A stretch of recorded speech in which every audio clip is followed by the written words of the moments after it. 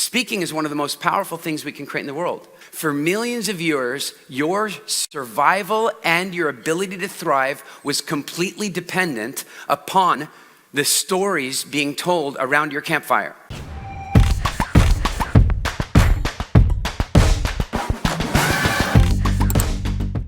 I want to tell you something real quick before we jump in. A friend of mine called me in the middle of a speaking tour that I was doing in Europe and said, Eric, you need to come to Poland.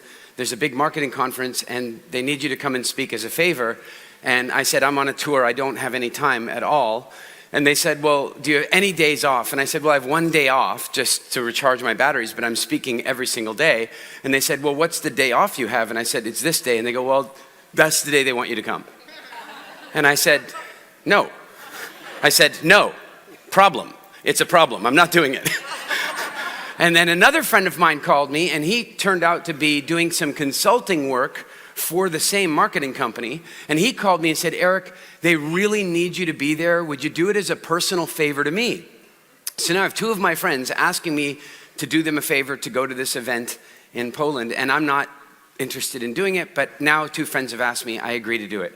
So I fly off to Poland, I get to the airport, I get to my hotel, and they tell me that a car is gonna come pick me up at my hotel, and when the car picks me up at the hotel, it'll take me to the conference center.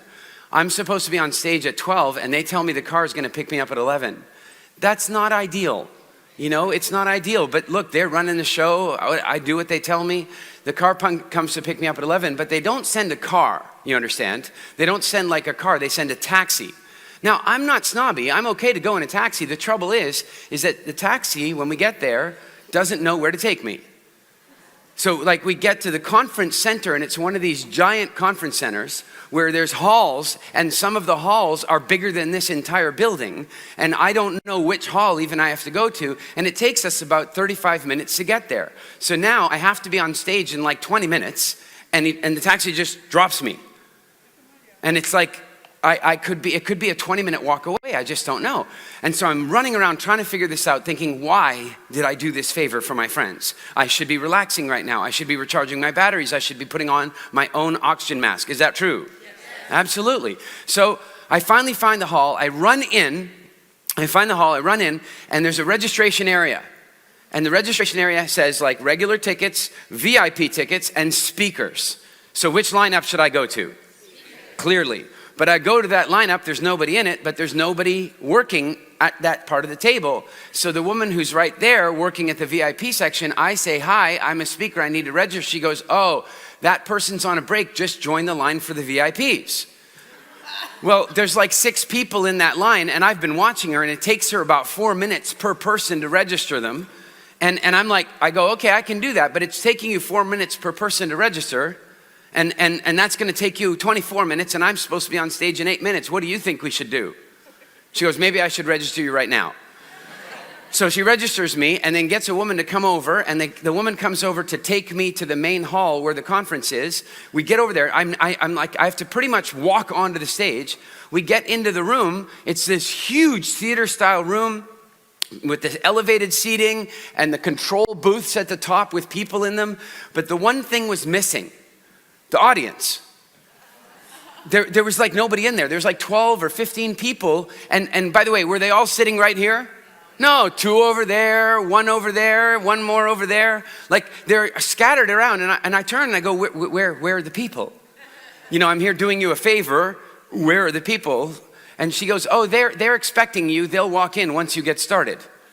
I'm like, really? And I know that they have all the networking area and the display booths, and there are people out there. There's 1,200 people there, but they're not in here.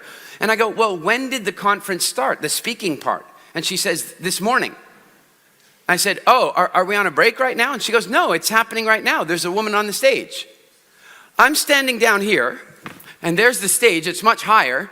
And that's the first moment I look up, and that's the moment I realize that there's a woman on the stage speaking. I've been in the room for 5 minutes and I couldn't even notice, and neither could the 15 people.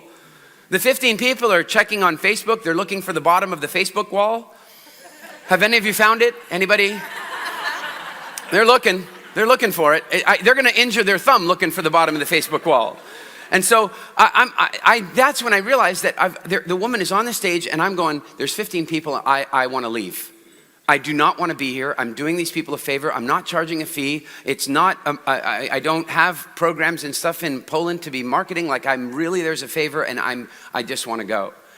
But I've agreed to be there, so I'm going to go. And I go, well, where's the microphone? I'm scheduled to speak for 3.5 hours and I'm frustrated and I go, okay, where's the microphone? And she goes, it's the guy over there. Now, the room was much bigger than this room, much wider. And the guy with the microphone was way over at the other side of the room. And I go, well, don't you think we should get the microphone on? And she goes, yeah. And as I say that, this woman finishes. Nobody claps because they didn't know she started. And then the MC goes up and starts reading out my introduction. I don't have a microphone. And I'm like, she says, yeah, the guy's coming. He's on his way. And now, have any of you climbed Kilimanjaro? Anybody? Yeah, like you will know the word pole pole. It means slowly. This is the way that you walk up Kilimanjaro.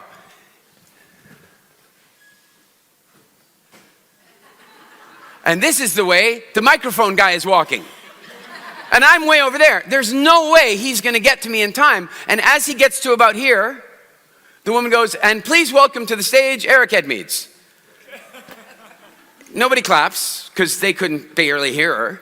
And I have no microphone, so I have to grab the handheld microphone, jump up on the stage, and I walk out, and I look around the audience, and I cannot believe I'm here. I am, for the first time in my speaking career, I am dreading being on stage. I don't want to be there. I just want to go to my hotel room, have a nice bath, relax, read a book, not be here. And I look out at these 15 people, and I'm standing there looking at them. They're looking at me. And we're all wondering what's going to happen. And I suddenly think to myself, what would I do if one of my clients, one of my students asked me what to do in this situation? Like, what if one of my students was on the stage, they took out their phone, and they go, Eric, I'm on stage, and this is everything that's happened, and I don't know what to do right now. And I would know exactly what to do. I know what I'd tell them to do, but I'm not doing it. I'm not doing it.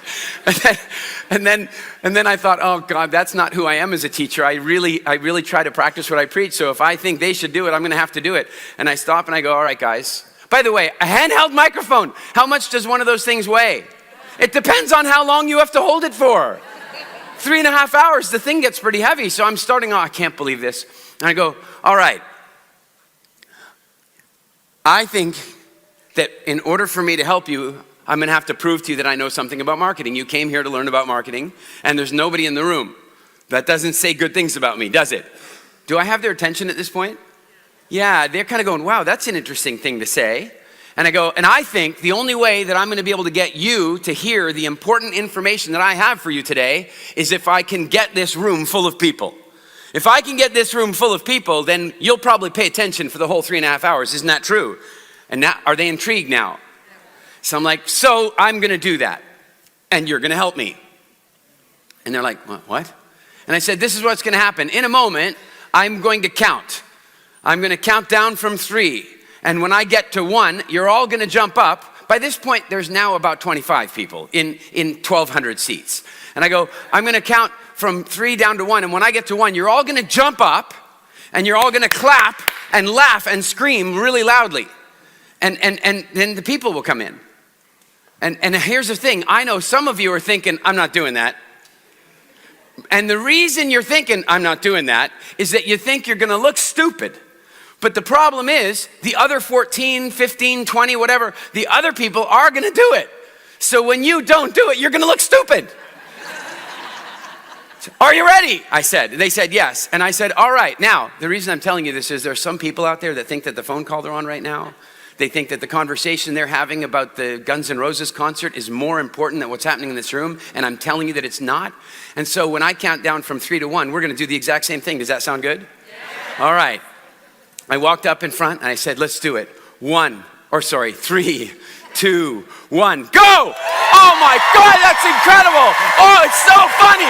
You guys, that's amazing! Holy cow, I can't believe it! I don't even know what to think of it! That's so amazing!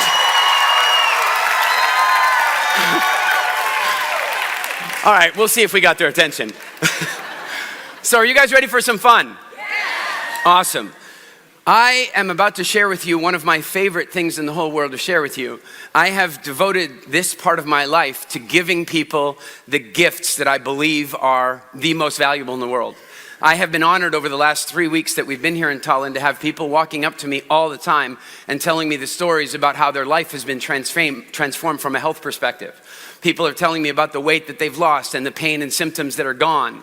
That their children have even, I have had people come up to me and go, after a month of watching your videos every single day, my kids started getting curious. And now they want to change their food habits and so on. And I think one of the greatest gifts in the world you can give anybody is their relationship with food. Is that true? Yes. And you know who's trying to take away your relationship with food the entire time? The food industry. And so that's my job, is to undo what they're doing. And I love doing it. And one of the other gifts that I really love to give people is the gift of communication. The gift of being able to communicate your thoughts effectively, persuasively, influentially. And the challenge is that our society has done everything it can, not on purpose, just the way it is, to train that out of us. And I think that makes life a lot harder to live.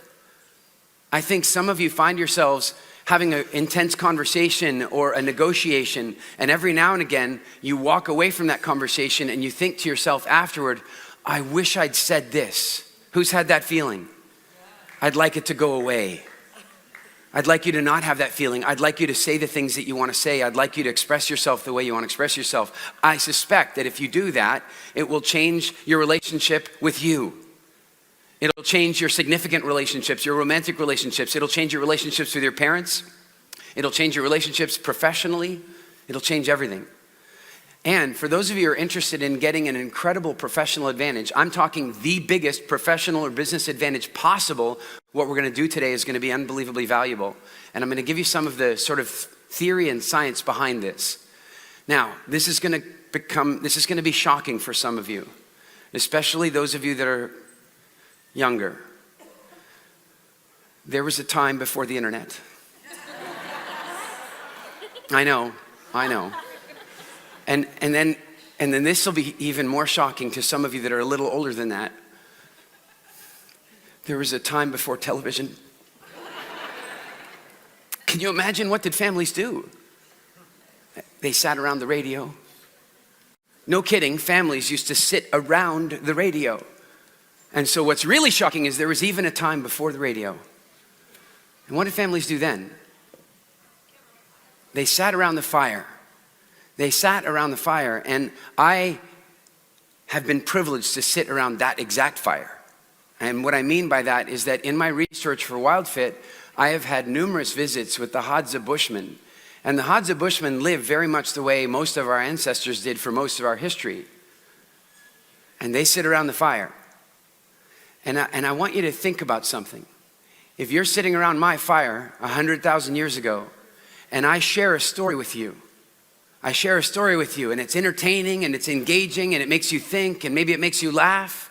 But in that story, I tell you about the time that these big white rhinos tried to kill me. Because they really did. I'm not kidding you, it really happened to me. And I'm standing there and these big white rhinos are running toward me. And what I knew about white rhinos is that they don't have good eyesight. In fact, they barely can see. They can smell and they can hear. And so the reason they were running toward me is that they could smell me. And I knew as they were running toward me, and let me tell you something, rhinos are bigger than you think. Have any of you guys been in that cafe with the big white rhino head on the wall? That is to scale. That is what a big male white rhino, that's the size of its head. Then you add the body. And they're way faster than you would think. And when two of them are running toward you, this is basically how it feels in your feet. They're running toward you and you're doing this. Because they're shaking the ground. What does every inch of my being want to do when they're running toward me? Run. But I know that if I run, they're going to hear my footsteps and that's going to give them the ability to follow me. And if I let them follow me with those big horns, I'm going to get some interesting piercings. Not good, right? And so instead of running, I stood there and stared them down and waited. And they got about 15 feet from me and they stopped. And they turned around and walked back into the bush. And then they got curious again when the wind shifted directly. They came running again at me. And then they got about 10 feet, 3 meters. And then they stopped again and they walked away. If I had run, I would be dead today, or certainly I would have interesting piercings one way or the other. And so imagine that we're sitting around the fire and I share that story with you. And a week later, you're off in the bush picking berries, doing whatever you want to be doing, and 2 white rhinos come running at you. And you suddenly remember, oh my God, I'm supposed to just stand still. And you stand still and it saves your life. Whose fire do you want to sit around for the rest of your life? Do you understand? This is why we have this thing called the stage effect. For millions of years, your survival and your ability to thrive was completely dependent upon the stories being told around your campfire. It was the most valuable thing there was.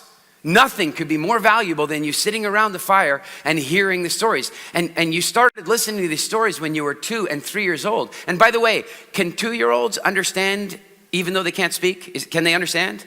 Everything. They understand everything. The other day, I've got my little girl here in Thailand with me and my little boy who's not so little.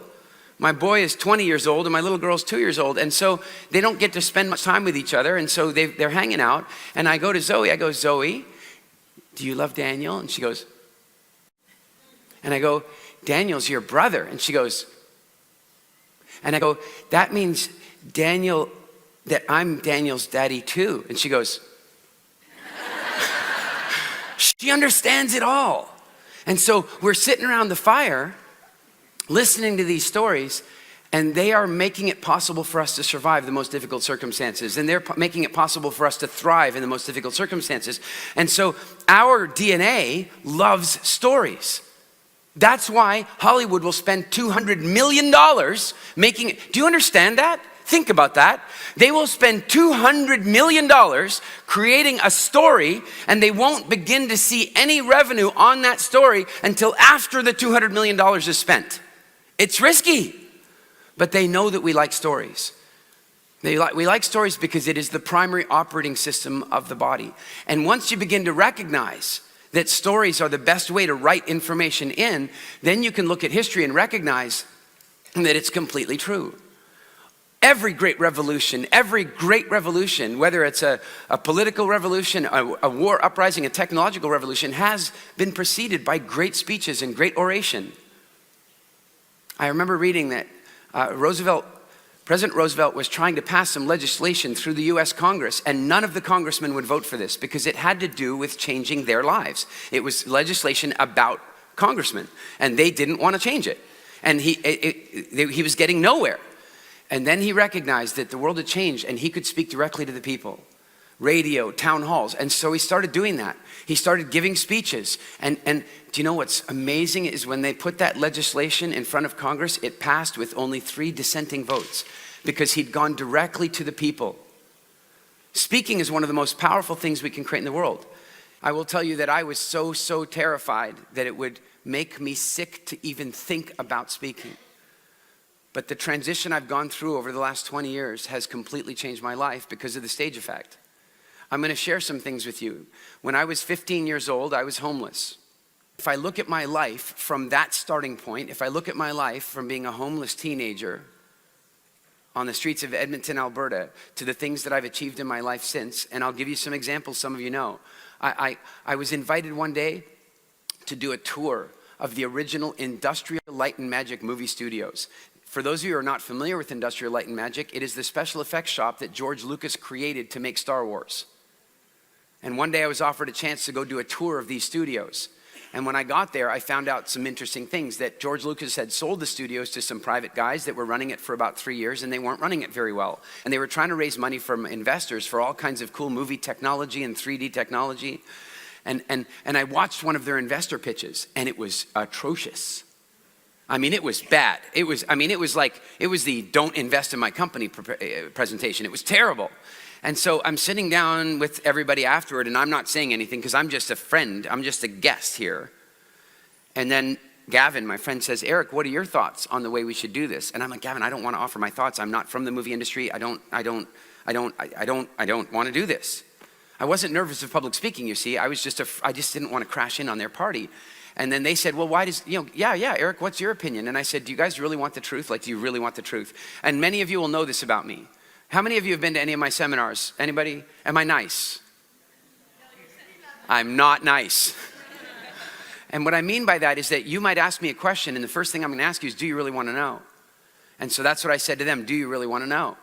And they go, yeah, we really want to know. And I said, well, the presentation sucked. I mean, it was bad. It was really bad. And they said, why? And I said, well, because of this, and this, and this, and this. And then at the end of my talk, I braced myself because I basically expected them to kick me out. And they said, we have another group of investors coming in this afternoon. Would you give the presentation? No problem. I thought it was a big problem. What do you even, and I'm not kidding you, 2 hours later, I'm standing on a stage in the George Lucas Theater, 140 seating private theater where THX Sound was debuted. And I'm standing in the theater and there are investors in there and I'm giving the pitch. And then the investors at the end of the pitch, here's what they say. If we invest, will Eric stay and run the company? I'm on a tour. This is a very, when you go to the tours and they try to make it really realistic, they've made this one really realistic.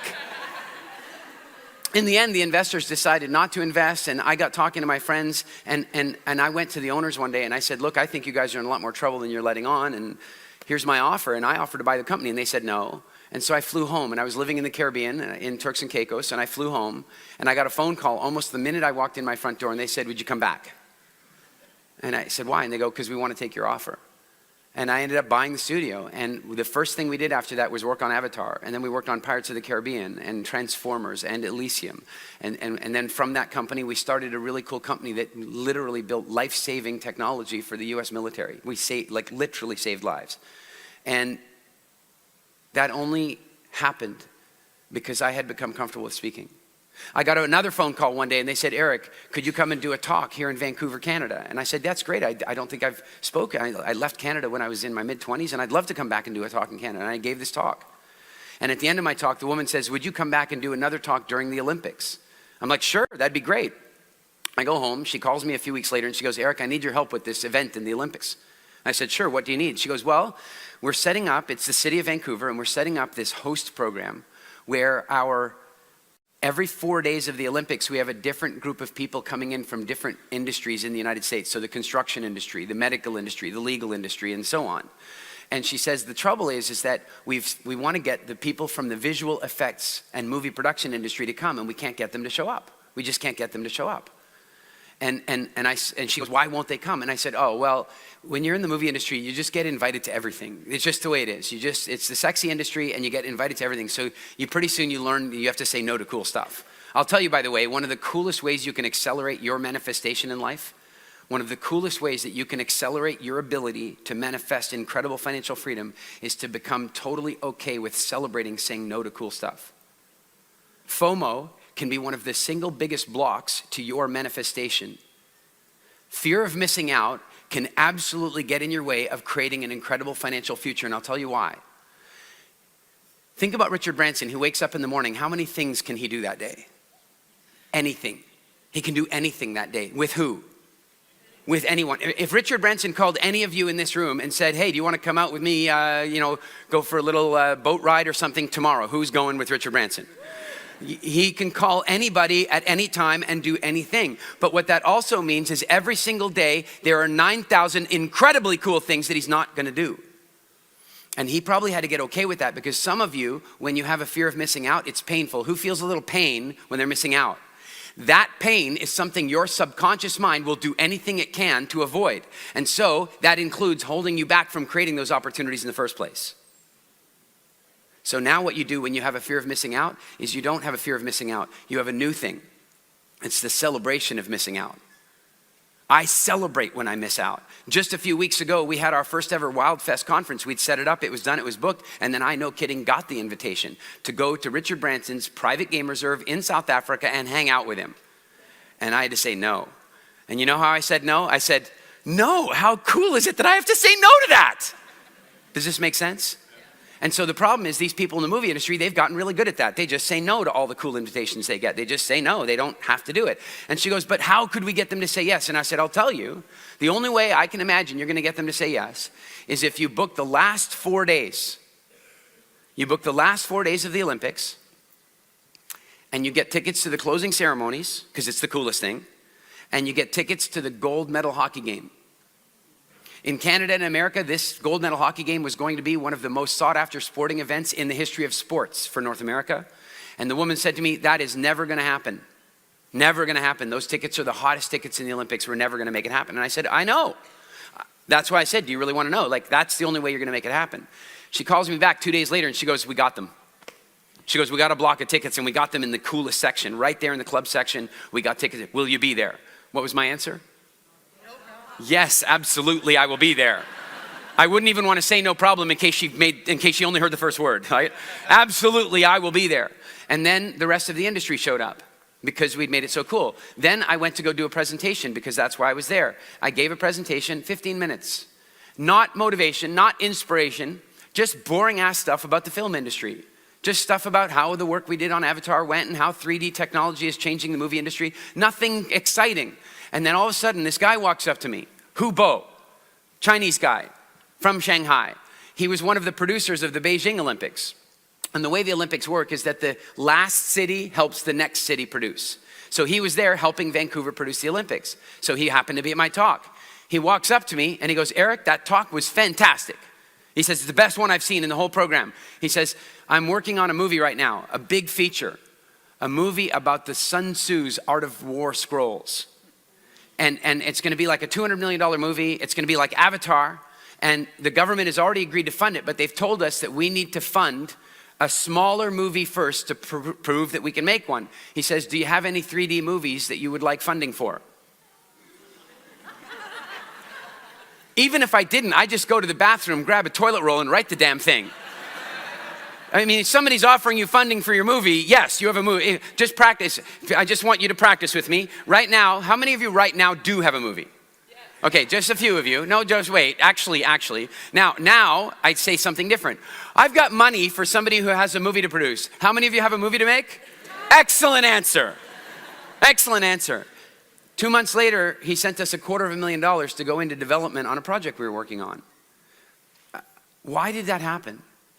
Because I'd overcome my rubbish, I'd overcome the garbage, and I'd gotten comfortable with speaking. It has opened so many doors for me that I can't even begin to tell you. When we talk about marketing, when we talk about influence, it doesn't work like it used to in the 80s. In the 80s, what you did for influence was you just talked about how good you were. You talked about your features and benefits, you talked about how great you were, you advertised yourself. That does not work anymore, do we agree? It's over. And now what we have to do if we want to influence people is we have to think about them. We have to think about them. We have to think about them and talk to them about, in fact, I want to do a funny little thing. I need some parents. I need parents. I need parents that are sitting beside each other. Are you sitting beside each other? Have we played this game before? Okay, good. They are now my parents. And I am a 14-year-old child. And I would very much like to go to Disney World. Now, in the traditional world of children, how am I going to convince mom and dad that I get to go to Disney World? How am I going to do it? Help me out, coach me on the traditional world. How would I do it? I'm going to go tell them what I want, right? I really, really want to go to Disneyland. Say no. No. Now what do I try now? Begging, please. I'll clean my room, bribery. Is it true? Right? And then, guilt. But all the cool parents are sending their kids. Will kids do this stuff? Absolutely. Well, I'll tell you something. You might think that kids do this stuff. I've seen some of your websites. You're doing this. You're just talking about you on the website. I want you to buy my product. Let me tell you how great my product is. You're not giving them value. So if I think of it differently, wait a minute, who's my ideal target market? My parents, aren't they? All right. So if I want to influence them, I need to learn everything I can about them. What are my parents worried about? What are they thinking about? They're thinking about me. They're thinking about, am I safe? They want to make sure I don't get somebody pregnant, that I don't have the police bring me home. They're thinking that I want to get a good education. Is this all true? All right. Now, my parents are thinking about that stuff. Got it. Hey, mom, dad, are you having good breakfast? I just wanted you to know I've been thinking a lot lately about my university education. And, university entrance requirements. I've been thinking a lot about that. Do I have their attention? Yes. Yeah, one of them is choking now from, what? What? And it turns out, Mom and Dad, that university, the grades thing, you guys were right. That's really important. I'm going to have to step up on that area because you got to have those grades. You know what else is fascinating, though, is that it turns out universities aren't interested just in robotic grades. They're interested in interesting kids. They're interested in innovation, activity, involvement, creativity. And so I'm doing everything I can to learn about that because there have been some incredible people out there. Do you guys know who Nikola Tesla is? And of course, Thomas Edison, and then you've got George Lucas and Steven Spielberg and Walt Disney and Elon Musk and Richard Branson. I mean, these people are so creative, and I'm so excited about them. So right now, I'm doing like a project. I'm doing all the research I can on Walt Disney. You know that when he was broke and he was just making cartoons, and his story is fascinating. So if you have any books or blogs or articles or videos or anything at all about Walt Disney, any way that you can help me learn more about Walt Disney, you just let me know.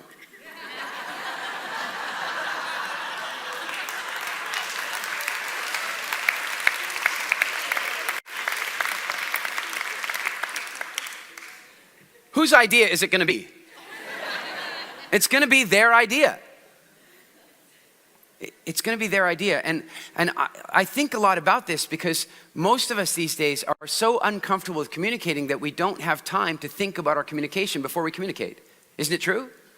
I am a big fan of having really clear strategic objectives before I communicate. Before I walk on stage, I have a list of strategic objectives. One of them is always to have fun. It's always like that for me. I won't go on stage if it isn't fun. And so one of the problems is that if you're nervous and you're freaked out and you're afraid, it's hard to think strategically because most people, many people in this room even, if they were told, hey, you have to give a presentation in front of hundreds of people, your biggest strategic objective is survival. Isn't it true? It's just to get through it. It's just to get to the other side. In fact, some of you will come up and you'll do a presentation and you'll do really well. You'll make people laugh.